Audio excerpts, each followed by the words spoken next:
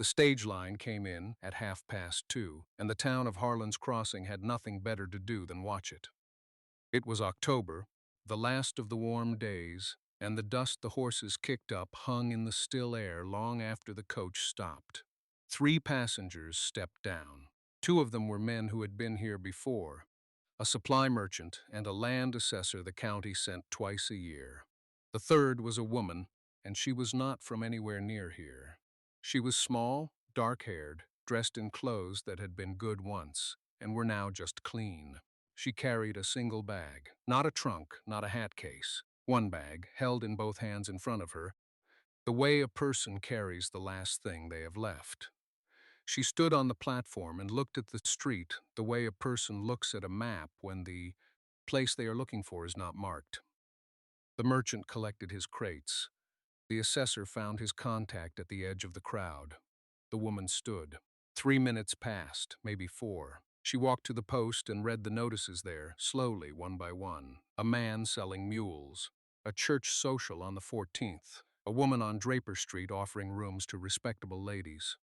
She read that one twice, then looked down the street in the direction the note pointed, as if calculating whether she had enough of something to make it that far. She did not look distressed. That was the thing people would say later. She looked like a woman doing arithmetic. He was across the street in front of the livery when the stage came in. He had a split leather cheek strap in his hand that needed replacing, and he had been standing there long enough that the conversation with the livery owner had ended, and he was just holding the strap and watching the street the way a man watches a street when his mind is somewhere else. He watched her read the board. He watched her look down toward Draper Street. He watched her pick up her bag and then pause and then set it down again. He crossed. He did not think about crossing. He was on one side and then he was on the other. And he stopped a few feet from her because she had heard him coming and turned, and he did not want her to think he was something he was not. Up close she was younger than the stillness of her face had suggested. Tired, yes. Composed in the way that comes after the composure has cost something. Her eyes were dark and level, and she looked at him without any particular alarm, which told him she had been looked at by men she did not know and had made her peace with sorting them quickly. He held up the leather strap as if its presence explained his. "I'm looking for a cook," he said. "Through Roundup, 6 weeks, maybe 7. She looked at the strap, then at him. "What kind of cook?" she said. It was not the question he expected. He had expected yes or no, or a question about pay, or a look that said she was not that kind of woman, and he should keep walking. "Camp cook," he said. "Out on the range. We've got a wagon. It's not—" He paused. "It's not soft work." She did not look like she needed him to explain that to her. "How many men?" 12. 14 when we pick up the Dunbar hands at the eastern pasture. She looked back at the board for a moment, not reading it, just giving herself the beat she needed to think. "I cook Italian," she said, and the way she said it was not an apology and not a boast. It was a condition, the way a carpenter might say, "I work in oak. Here is what I do, take it or leave it." He had not expected that either. "I don't know what that means for 14 ranch hands," he said honestly. "It means they'll eat," she said. "Better than they're used to." Something moved in his chest that might have been amusement. He did not let it reach his face. "You have references." "I cooked 3 years for a boarding house in Cheyenne," she said. "Before that, my mother's kitchen's in Genova. Before that—" She stopped, picked up the thread from a different place. "I can feed men. That's what you need to know." He looked at her. She looked at him. The street was not empty. A woman was coming out of the dry goods store with a parcel. 2 boys were chasing something past the livery. Nobody was watching, and everybody was watching, because a town like this one was always doing both at once. "Pay is 40 cents a day, and he said. "I'll bring you back tomorrow creek when it's done." 50, she said. He looked at her again. 45, he said. She picked up her bag. He had not expected that to mean yes, but he understood that it did. They walked back across the street toward the livery, not together exactly. She was half a step behind and to his right, which was where a person walks when they are not yet sure of the arrangement they have just made. The livery owner was standing in the wide doorway and looked at the woman and then at him and said nothing, which was its own kind of comment. "I need to know where to put my things," she said. "I'll get the wagon sorted," he said. "We leave tomorrow at first light." She nodded once. He handed the leather strap to the livery owner without looking at him. He did not ask her name yet. She did not offer it. There would be time for that, and they both seemed to understand that the arrangement came first. The wagon was a working rig, 2 boards across the bed for a seat, a canvas stretched over iron hoops at the back, the kind of thing built for hauling, not comfort. She looked at it once and climbed up without comment. He brought the team around himself. A bay and a roan, both solid-footed, and the bay had a scar along his left shoulder that suggested he had been close to something bad at some point and had come through anyway. She noticed this from her seat on the board. She did not say anything about it. They left Morrow Creek in the gray before sunrise. The main street was empty except for a dog sleeping outside the saloon and a lantern still burning in the window of the post office, which meant someone had left it and gone to bed before it guttered. The wagon wheels were loud on the packed dirt and then quieter when they hit the open road north. He drove. She sat with her bag between her feet and her hands in her lap. There was a blanket folded on the board beside her, left there without mention. She pulled it across her legs when the cold came in. For the first hour, they said nothing. This was not uncomfortable. It was more like two people establishing the terms of a shared silence before either of them tried to speak across it. The land opened up past the creek crossing. Long grass, sage, a line of cottonwoods following some water source she could not see. The sky was beginning to pale at the eastern edge, not quite pink yet, just a lifting of the dark, and the stars were still visible overhead. She had not asked where the camp was, he had not told her. What she knew, 45 cents a day found, Roundup through fall, and he would bring her back. What she did not know was the number of men she'd be cooking for, whether the camp had a stove or a fire pit, what they expected in the way of food, and whether any of them would give her trouble. She had worked enough situations to know that any one of those unknowns could determine the shape of the next several months. She would find out when she got there. There was nothing to be done about it before then. He shifted the reins to his left hand at one point and let his right arm rest across his knee. The horses knew the road. The sky continued its slow change. Somewhere past the second hour, she said, "How many men?" He did not turn to look at her. 8, maybe 9 if Curly shows up sober. She absorbed this. "And before me?" "No one before you," he said. "They've been making do." She looked out at the grass moving in the early wind. Making do meant something specific in a cow camp, and she knew what it meant, and she did not say anything further about it. The roan tossed his head once and settled. The camp was another hour past where the grass changed. She noticed the grass first. Shorter, the color different, more gold than green, and the ground beneath it harder when the wagon wheel caught a rut. Then the smell reached her. Cattle and smoke and worked leather and something underneath those things that was just men living in a place without women, which had its own particular weight in the air. He pulled the team up on a low rise above the camp before they descended. She understood, without being told, that he was giving her a moment to read it. There was a fire pit at the center with a metal arm and hook arrangement above it, not a stove. A tent for provisions, its front flap tied open. Bedrolls laid out under a stretched canvas off to the left.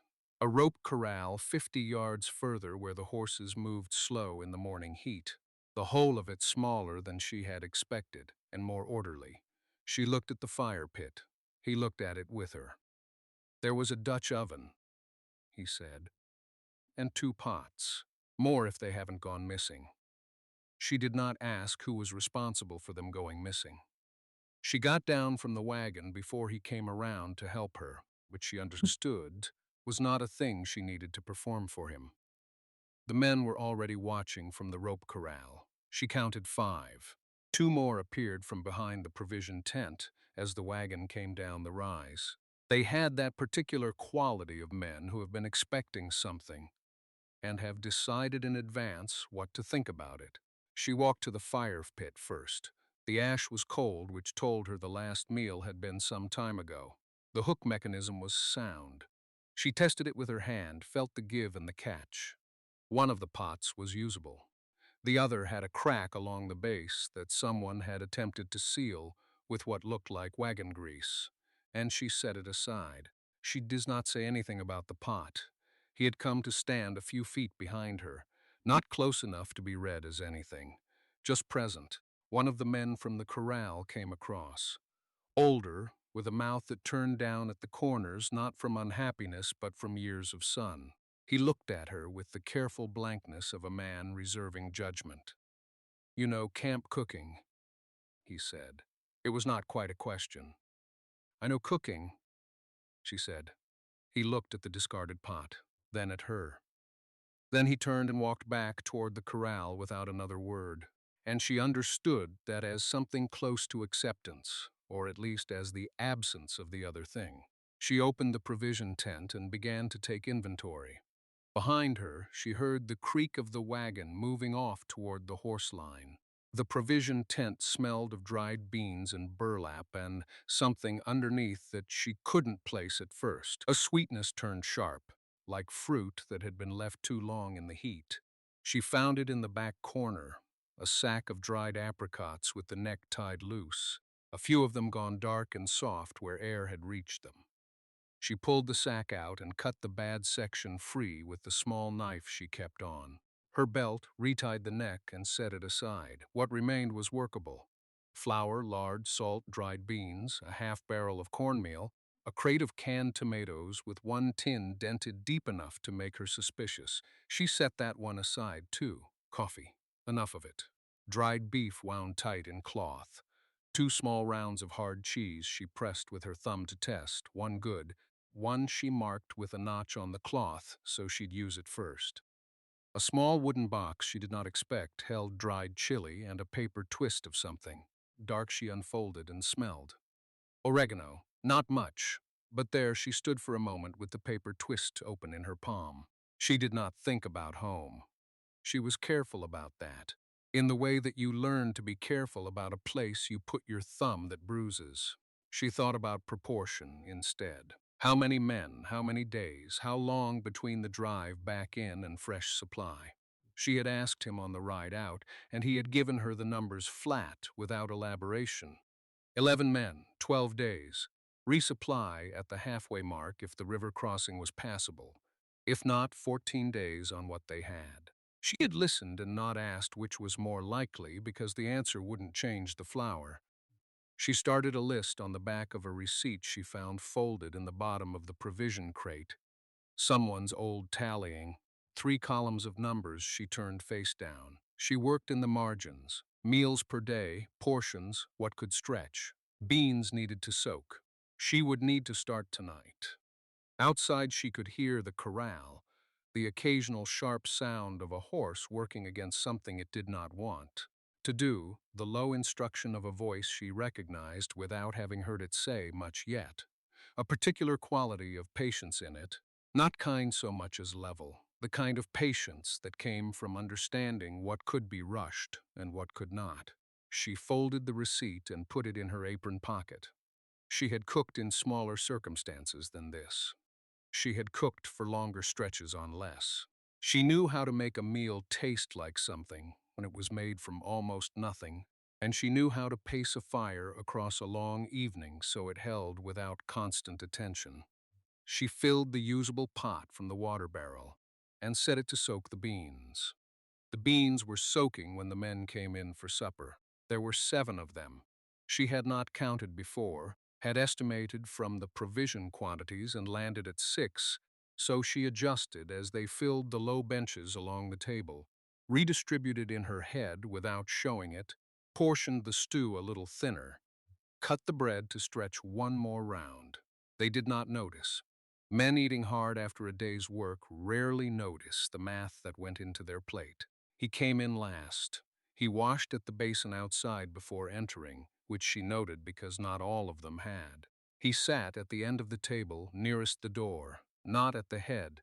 That was occupied by the older man with the gray beard she understood to be the ranch's owner, or at least its longest tenant, and he ate without comment. The others talked. There was some argument about a particular horse, a roan gelding that had apparently thrown the same rider twice in one afternoon. She moved between the fire and the table, refilled what needed refilling, and kept her attention on the food. One of the younger hands said something to her in the quick, loose way young men sometimes did. Not cruel, simply unthinking, the kind of remark that assumed familiarity that had not been earned. She responded in plain Italian, a full sentence, delivered with complete composure and no particular heat. He stared. The man beside him laughed. The moment dissolved. She did not look toward the end of the table. She did not need to. After supper, she cleared and began washing. The men filed out by ones and twos, back toward the bunkhouse or the corral for the evening check. The last of the daylight was going orange against the one small window above the basin. She worked in it until it was gone, and then lit the lamp. She heard him outside. Not footsteps so much as the sense of someone moving without urgency, a particular rhythm she had already started to recognize, though she would not have said so. Then a pause near the door. He did not come in. He set something on the step outside. A sound of wood against wood, brief and careful. She waited until she was sure he was gone before she opened the door. A bucket full of water. The distance from the barrel to the kitchen was not long, but the barrel was low and required a reach, and she had been making that reach several times already since midday, and apparently that had been visible to someone. She stood in the doorway for a moment. The dark outside was full, and the sky had gone deep blue above the tree line. Somewhere beyond the corral, she could hear a horse still moving. Restless, not yet settled, the sound came and went on the quiet air. She brought the bucket inside and set it beside the basin. She did not sleep easily that night. Not from fear. The house sat quiet, and the lock on the door was solid. It was something else.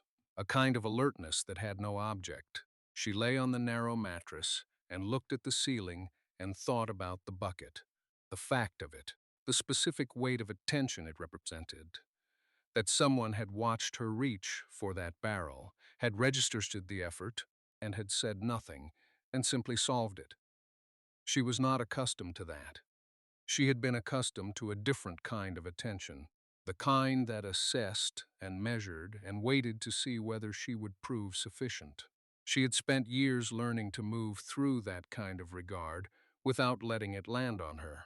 This was different, and she did not quite know what to do with it. So she stared at the ceiling until the lamp burned down and the room went dark. In the morning she was up before light. She had the stove going by the time the sky outside began to separate into its layers, black, then indigo, then a thin gray at the horizon that was almost green. She mixed flour and water and lard from the tin she had found in the larder, and she worked it until it came together the way her mother had taught her, with the heel of the hand, not the fingers. The larder had been stocked adequately but without care. Provisions assembled by someone who understood necessity and nothing else. She made a note of what was there and what was missing, and said nothing about it. He came in when the biscuits were already in the pan. He stopped in the doorway. He had been outside long enough that the cold had come inside with him. She could feel it across the few feet between them before he moved to the basin and washed his hands without being asked, which she noticed. She set the biscuits on the table. She set the coffee beside them. She sat down at the far end and began eating without ceremony, and after a moment he sat and did the same. He ate like a man who did not often have a reason to eat slowly, but he ate all of it. And when he was done, he held the coffee cup in both hands and looked out the window at the corral, where two horses stood at the fence rail in the early light. She asked how many men were coming for Roundup. He said 7, maybe 8, depended on weather and who could be pulled from the Harlan's spread. She did that arithmetic in her head. How many mouths, how many pounds of flour, how many days? She asked if there was a second Dutch oven. He thought about it, said he believed so. In the barn, possibly, he would look. She nodded and picked up her cup. Outside, the horses had not moved from the rail. He found the Dutch oven before noon, brought it up from the barn with a coil of rusted bale wire hanging off the handle, set it on the porch without ceremony. She came to the door and looked at it. The interior was black with old seasoning, which was fine, and the lid sat true, which mattered more. She carried it inside and washed it at the basin and set it near the stove to dry. The day moved around small preparations.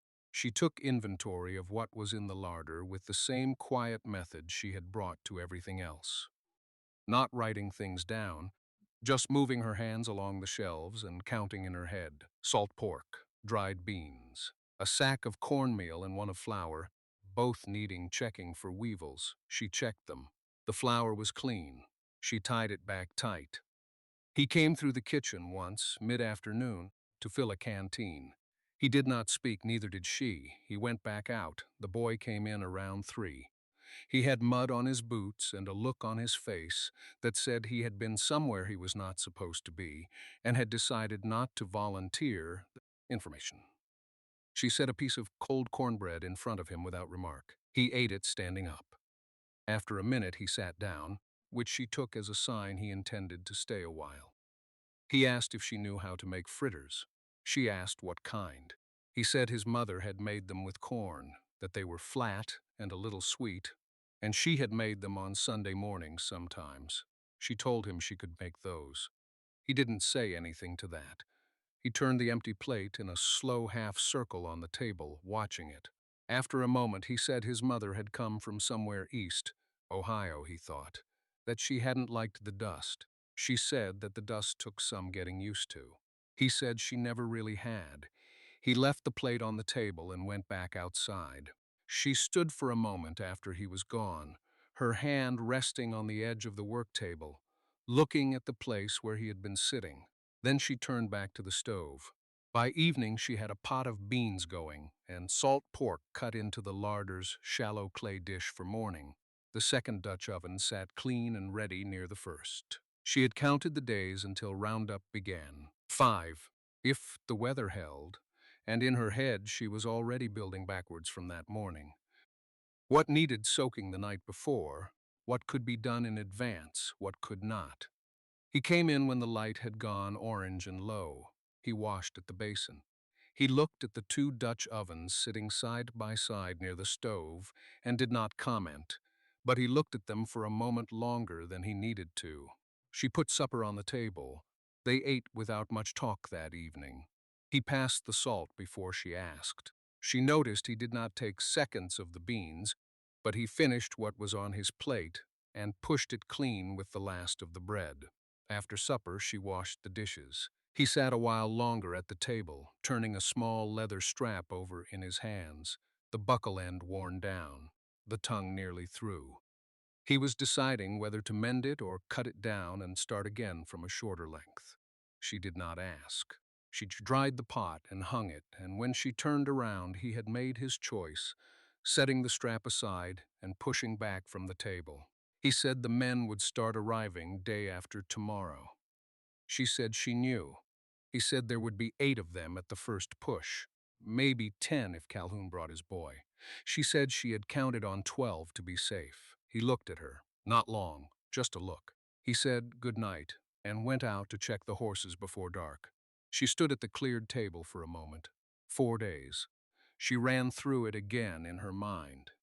The sourdough she had set that morning, the dried apples she could stretch into something, the second Dutch oven that would let her run 2 batches of cornbread at the same time instead of one. Small decisions that would matter at 4 in the morning when the men needed to eat before they rode, and there was no margin for anything to be slow. Her mother had cooked for harvest workers once years ago, back in a kitchen with a real brick oven and a pantry that held a full winter's stores. She had been 12. She had watched her mother move through that kitchen the way water moves. No wasted motion. Everything in the right hand at the right moment.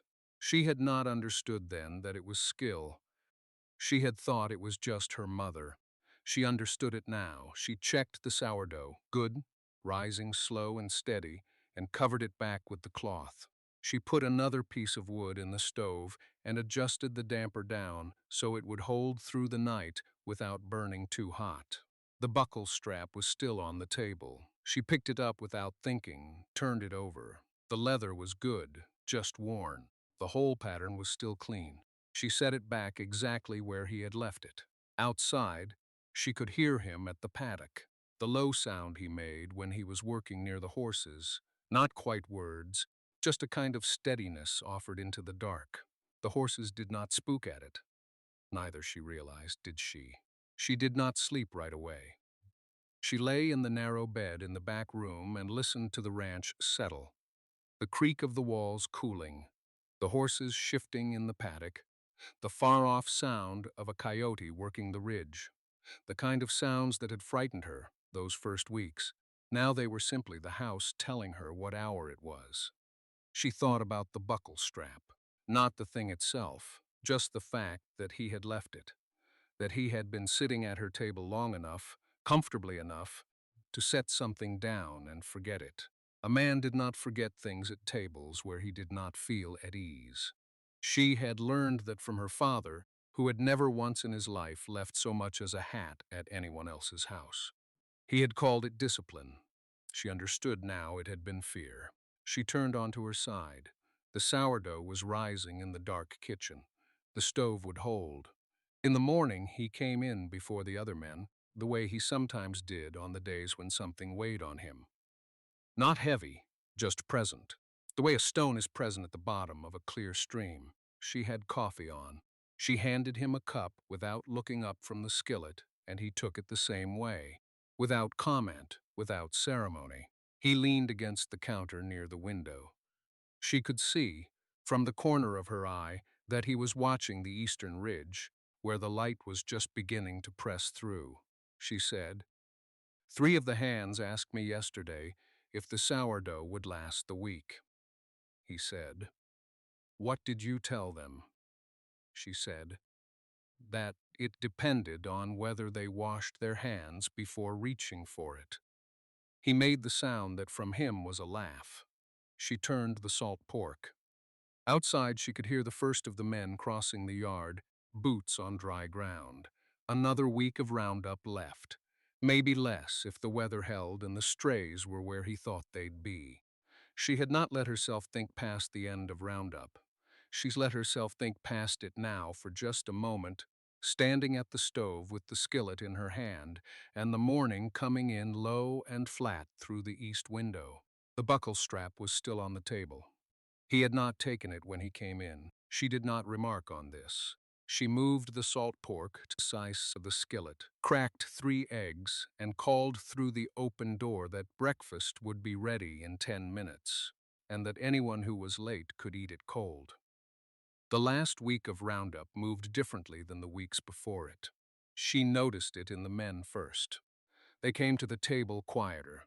They ate faster. A few of them had stopped making the small jokes they had made in the second week.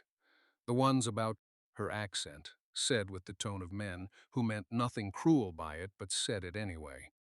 Now they passed the bread without comment and pushed back their chairs and went out. The work had a finish line in it now, and they could feel it. She noticed it in herself second. She had stopped making only enough. She had started making more, a little extra in the pot, a second pan of cornbread set on the warming shelf. As if something in her hands had decided to feed this place while it could still be fed. The buckle strap was still on the table. 3 days it had been there. She had moved it once to wipe beneath it and set it back in the same place. He had come in each morning and seen it and said nothing. She did not know what it meant that neither of them had moved it to somewhere else. On Thursday, the weather broke. Not badly. Just a shift, the sky going gray by mid-afternoon, and the wind picking up from the northwest with something cold in it. She could feel it through the gaps in the cookhouse wall. She banked the fire earlier than usual and put the beans on to soak and went outside to bring in the 2 dishcloths she had hung to dry on the corral rail. He was there. He was standing at the near corral with one boot up on the bottom rail, watching a young horse move in circles in the dust. He did not look up when she came out. She took the dishcloths down. The wind pressed her skirt flat against her legs. He said, without turning, "Beans tonight." She said yes, he said. Good. She stood there a moment longer than she needed to. The horse in the corral slowed and turned and looked at her from across the rail. Dark eyes, steam from its nostrils in the cooling air. She went back inside. She set the dishcloths over the drying rack near the stove and stood with her hands flat on the work table. The buckle strap was there 3 inches from her right hand. She looked at it for a long moment. Then she picked up the bread knife and went back to work. Outside, the wind moved through the yard, and the gray settled in lower, and the horse broke into a run again along the fence line, not because anything was chasing it, just because it could. She made the beans the way she had learned them here, low heat, long time, a strip of salt pork laid across the top to render down through the afternoon. She had not cooked them that way before she came. She had learned it from watching him watch the fire, the particular patience he brought to things that could not be hurried. He came in at dusk with dust on his collar and sat down without washing first, which she had stopped remarking on weeks ago. She set the bowl in front of him. He pulled the bread apart with his hands. They ate without talking. The lamp threw a small circle on the table between them and beyond that the room was dark and close. When he finished, he set his spoon down and did not push back his chair. She refilled his cup. He said nothing. His hand came off the table and settled in his lap, and he sat looking at the lamp the way a man looks at a fire when he is not thinking about anything in particular and is thinking about one thing entirely. She sat back down. Outside, the wind had gone quiet. The horse had stopped running. The yard was still enough that she could hear the creek, faint and steady, the way it ran all season without caring what happened on the bank. He said, "You don't have to go." She looked at him. "Roundup's done." "I know that was the arrangement." He paused. "But you don't have to go." She kept her hands flat on the table. The lamp between them held very still. She had thought about this. She had thought about it in the mornings before he was up, standing at the stove with the coffee already made. She had thought about what it would mean to stay and what it would mean to leave, and she had not been able to make either answer sit right, she said. "I'd want it said plain." He nodded once. "You'd stay on, permanent." He looked at her. "That plain enough?" It was. She'd not answer right away. She let the creek run. She let the lamp burn. She set her hand on the table between them, not reaching, just setting it there, open on the wood. He looked at her hand. Then he put his on the table beside hers, close enough that she could feel the warmth of it without touching. They sat that way for a while. Later she washed the bowls, and he dried them and set them on the shelf. And when she turned around, he was already pulling on his coat to check on the horse before dark, and she went to the window and watched the lantern cross the yard, a small, steady light moving through all that open black. She did not call him back. She did not need to.